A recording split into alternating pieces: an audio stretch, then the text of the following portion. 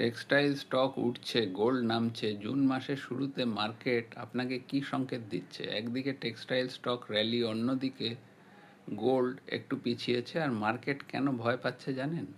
সরকার 5 মাসের জন্য cotton import duty তুলে দিল। ফল টেক্সটাইল সেক্টরে এক্সাইটমেন্ট, কারণ র মেটেরিয়াল সহজে পাওয়া যাবে আর ডোমেস্টিক ম্যানুফ্যাকচারিং বাড়তে পারে। কিন্তু মার্কেট পুরো হ্যাপি নয়। Middle East tension, crude oil up, foreign investor selling, আর তার সাথে মনসুন নিয়ে টেনশন। একটা ছোট এক্সাম্পল ধরুন, 10 লাখ ইনভেস্ট করলেন টেক্সটাইল সেক্টরে, 15% রিটার্নে প্রফিট 1.5 লাখ।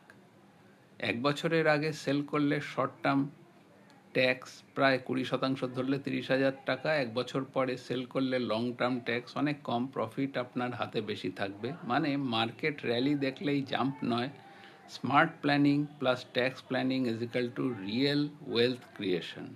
কমেন্ট করুন টেক্সটাইল। আপনাকে textile plus market Outlook plus tax smart investing নিয়ে গাইড শেয়ার করা হবে। এটা শুধু ফিনান্সিয়াল অ্যাওয়ারনেস পারপাসে।